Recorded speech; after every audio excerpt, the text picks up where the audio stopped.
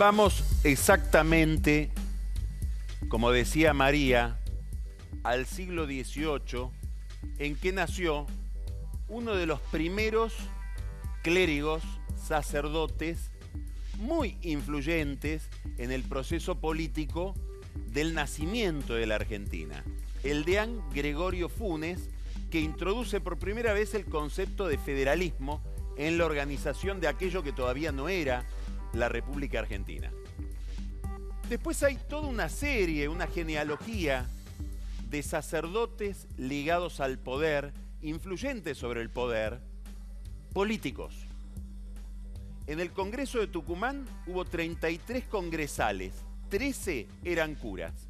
Y podríamos enumerar desde Cayetano Rodríguez, pasando al siglo XX, Gustavo Franceschi, un cura muy gravitante desde la revista Criterio, Miguel de Andrea, un obispo que fue el emblema del antiperonismo, Julio Membiel, ideólogo del nacionalismo, mucho más conocido, Carlos Mujica, cura villero. A esta dinastía, a este estilo de sacerdotes, pertenece Jorge Bergoglio, desde mucho antes de ser papa. Es un líder religioso, es un sacerdote, pero tiene a su vez en su personalidad una dimensión de político. Y lo acaba de demostrar en cómo influyó para la organización de la nueva conducción del episcopado en la Argentina.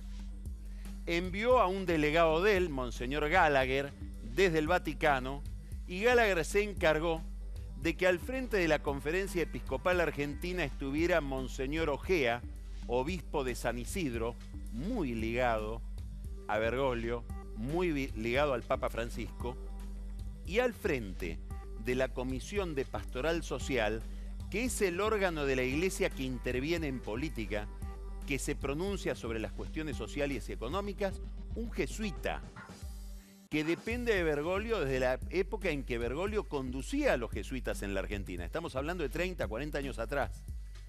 Jorge Lugones, obispo de Lomas de Zamora.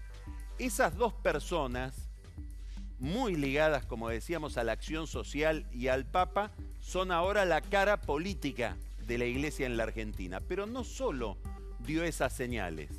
Acaba de hacer obispos a dos curas villeros, que también se referencian por la predilección de Bergoglio por los pobres y la acción social, si uno quiere, política de la Iglesia en las periferias.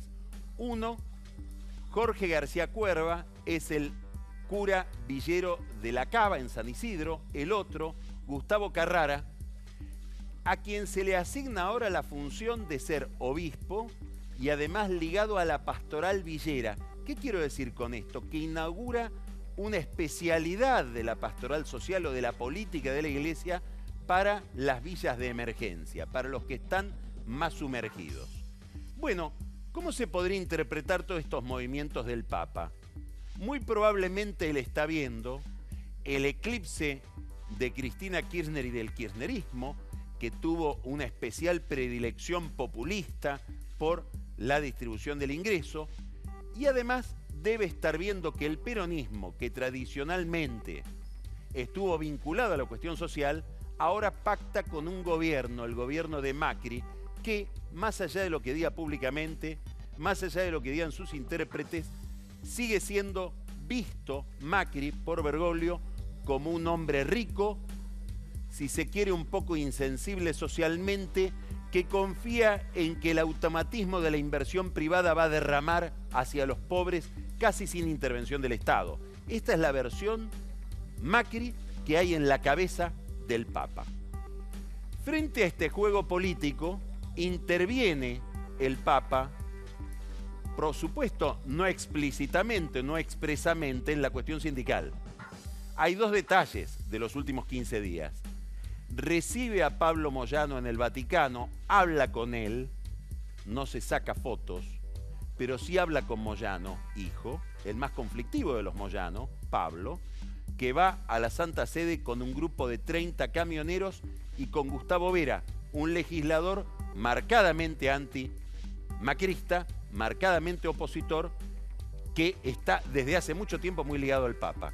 Y no recibe a la cúpula de la CGT, que había sido invitada por un cura, Carlos Acaputo, y que tiene que terminar dando vueltas por Roma porque el Papa les dice: estoy ocupado, no los puedo atender.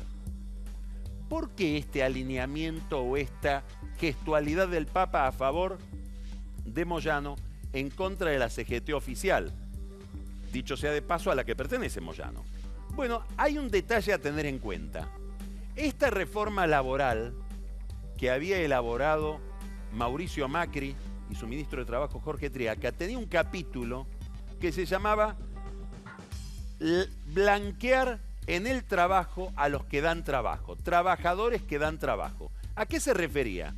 A que si alguien tiene un pequeño tallercito, un microemprendimiento, un kiosco, tiene 2 empleados, 2 parientes, los tiene en negro, tuvieran la posibilidad de blanquearse por una suma mínima y obtener seguridad social, jubilación y atención para la salud. Era un intento de la Iglesia, esto lo pide la Iglesia, a pedido de los movimientos sociales, de la economía informal. Ahí el Papa está muy ligado a todo ese grupo a través de Juan Grabois, un asesor que él tiene en el Vaticano. Habían pedido esto como parte de la reforma laboral para blanquear e incorporar al mundo de la protección social a los que están sumergidos en la informalidad. La CGT dijo: no, esto va a servir al revés, para degradar la situación de los que están incorporados al mundo del trabajo. Va a haber restaurantes que van a negrear sus trabajadores para poder después entrar por la ventana de este régimen más flexible. No lo queremos. Ah, ¿no lo quieren? Entonces el Papa no los recibe. Y emite una carta que, por supuesto, es una carta universal, no dirigida a la Argentina, pero que muchos leen en clave argentina. Y habla de sindicalismo y menciona 2 cosas: corrupción, habla de los sindicalistas corruptos, y además habla de la necesidad de que los sindicalistas se hagan cargo no solamente del trabajador que está ocupado, sino del trabajador desocupado. Es una carta dirigida a un Congreso Internacional de Sindicatos que parecía escrita para esta reforma laboral y para lo que la reforma laboral dejó de lado de lo que había pedido la Iglesia. Efecto de todo esto: los sindicatos dicen: no nos va a ganar el lugar la Iglesia. Los moyanos salen a impugnar la reforma laboral. Muchos sindicatos que inclusive habían estado ligados a la negociación ahora dicen: no, no podemos dejar que el lugar que ocupamos nosotros lo ocupen ahora los curas. Y Miguel Pichetto, en el Senado, dice: Macri, hasta que no pongas orden en el sindicalismo y hagas que los moyanos dejen de insultarnos, la reforma no avanza.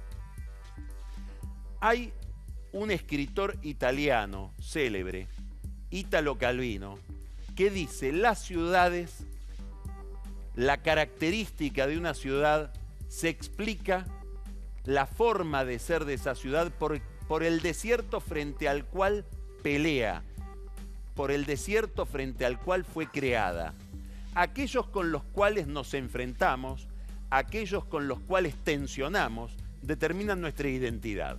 Mauricio Macri, hasta ahora, conoció una sola tensión prácticamente, con el kirchnerismo, con el pasado, con lo que lo había precedido. Están apareciendo las nuevas contradicciones de este ciclo. Por un lado, una tensión con la iglesia de Bergoglio, armada por Bergoglio. Por otro lado, una tensión con los Moyano, que lo desafían de manera mucho más directa, con Hugo Moyano, que le plantea un duelo personal. Los nuevos conflictos de esta nueva era.